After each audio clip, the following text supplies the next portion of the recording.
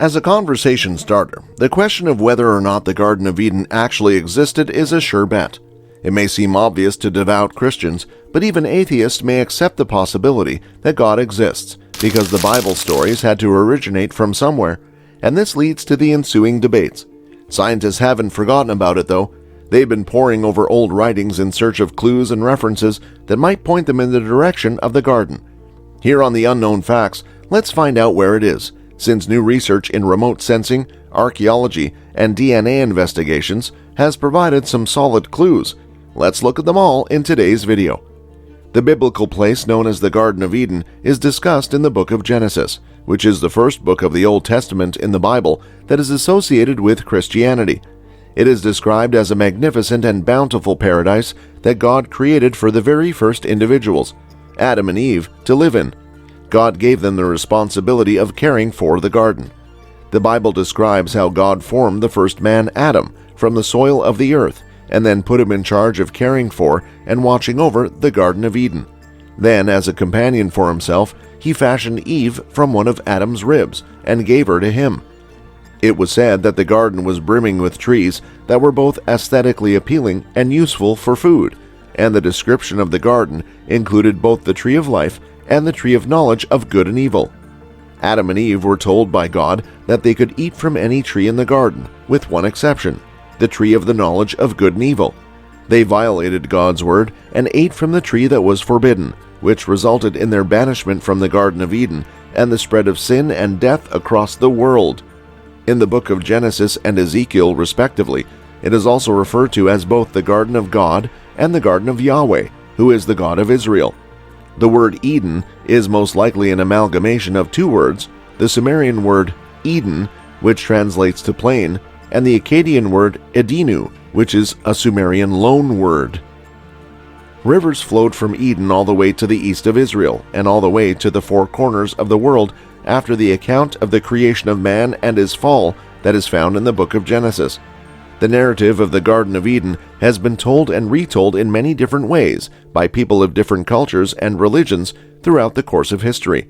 The Garden of Eden is commonly seen as a representation of lost innocence and happiness. Where exactly is this garden located anyway? But before we go into that, let's examine a few of the hypotheses. There have been observable traces of the first Garden of Eden, the Holy Scriptures. It is common knowledge that ever since man was expelled from the Garden of Eden, he has been looking for a way to return there.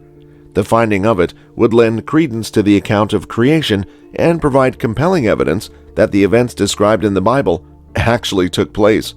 Thankfully, a lot of people still think it's floating around out there, just waiting to be discovered. In the documentary The Story of God, narrated by Morgan Freeman, archaeologist Jody Magnus discussed how she came to the conclusion that she possesses the solution after making a discovery in a church in Jerusalem. It is believed that Jesus of Nazareth was crucified and afterwards raised in a location known as Calvary or Golgotha, which is now known as the Church of the Holy Sepulchre, which can be seen in the Old City. This location bears the name Golgotha. Dr. Magnus disclosed that this location seems to have been Adam's burial site as well. In 2017, she stated, "The clue originates from beneath the rock of Golgotha, the rocky outcrop on which Christians believe Jesus was crucified." It is possible to conceive of the Garden of Eden, also known as Paradise, as the location at which the presence of God resides. Beneath you will find the Adam Chapel, and there is a long-held Christian tradition that links this location to Adam, the first man. This story dates back to the very beginning of Christianity.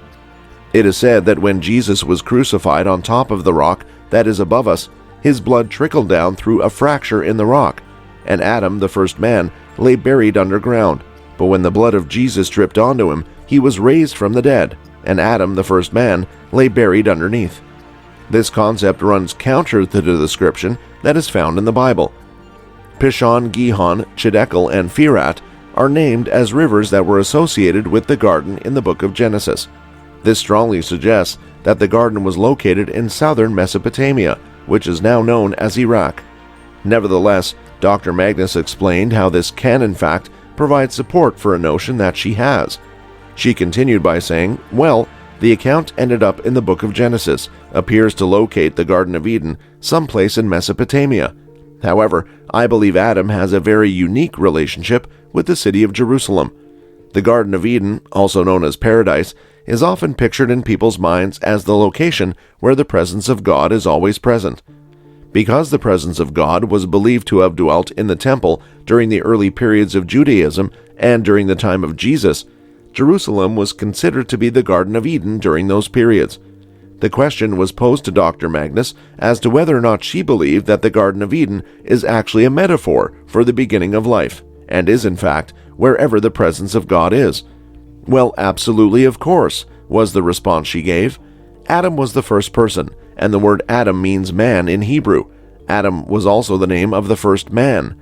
In addition, if you remove the letter A, you are left with the word dam, which in Hebrew means blood. If you add an AH to the end of the word, you get the word Adama, which signifies land.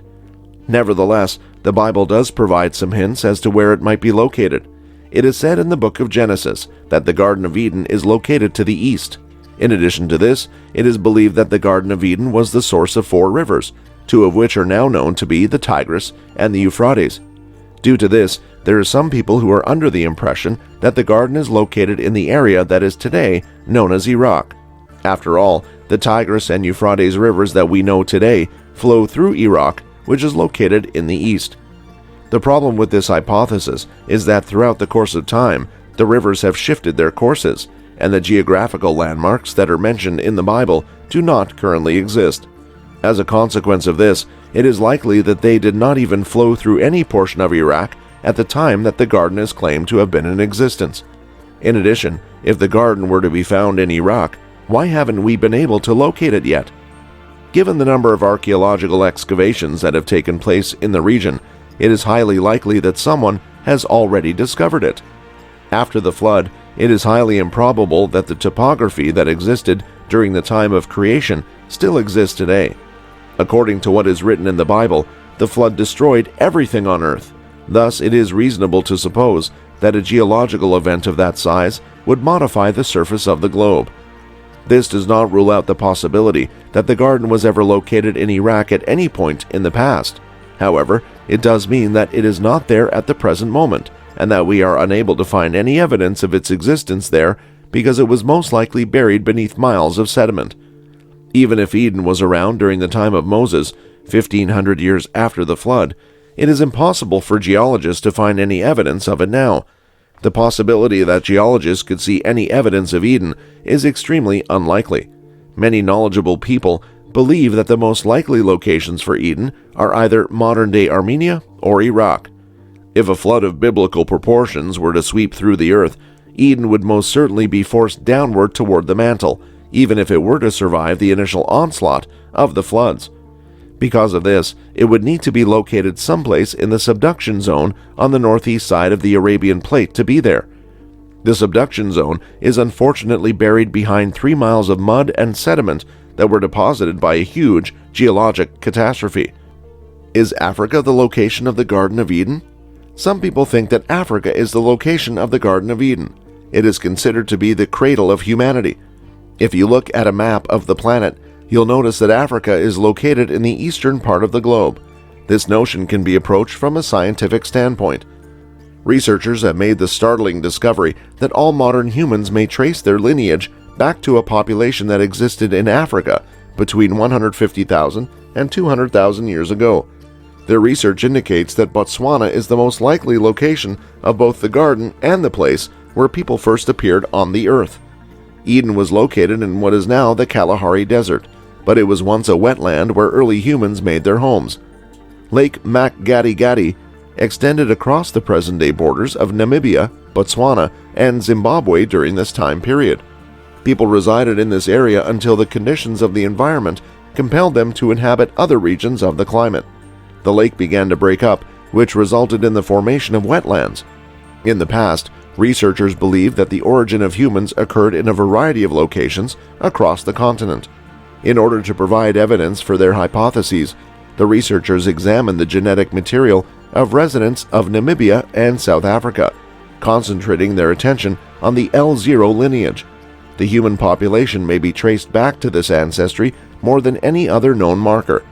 Due to the fact that not all DNA is the same, researchers were unable to concentrate on nuclear DNA because it is inherited from both parents. Instead, they had to confine their attention to mitochondrial DNA. Since mitochondrial DNA does not undergo recombination and is inherited from the mother, it does not change over the course of many generations and is therefore considered to be hereditary. In order for scientists to accurately determine maternal ancestry, they must use this particular type of DNA. Professor Vanessa Hayes of Sydney University and her other researchers carried out this study, and as a result, they were able to pinpoint the precise location of our early ancestors for the first time. She also brings up the fact that there appears to have been some kind of movement in which the population has been divided into 3 distinct groups. The first group moved in a northeasterly direction, the second group moved in a southwesterly direction, and the third group did not leave the homeland and has been there up until the present day. Will we ever be able to pinpoint the exact location of the Garden of Eden? Scientists have gained a better knowledge of the Garden of Eden and where it is located as a result of recent study that has broken new ground. There are numerous other hypotheses regarding the precise location of the Garden of Eden. Nonetheless, it is safe to state that Africa is the most likely candidate. Who knows, maybe we'll track it down one day. Others are convinced that God is the only one who knows where the Garden of Eden was located, despite the fact that other people desire to believe the data offered by science. According to the Bible, after Adam and Eve committed transgression, God expelled them from Eden and stationed cherubim with a flaming sword to the east of the garden as a barrier to prohibit them from ever returning. It is possible that even if we locate the garden today, we will never be able to step foot inside of it. It's possible that the riddle of the Garden of Eden will never be solved. However, it is a story that has been told from one generation to the next and will continue to be told for a great many more years. That's all for the video today. If you enjoyed watching this video, don't forget to give this video a thumbs up and subscribe for more. Thanks for watching.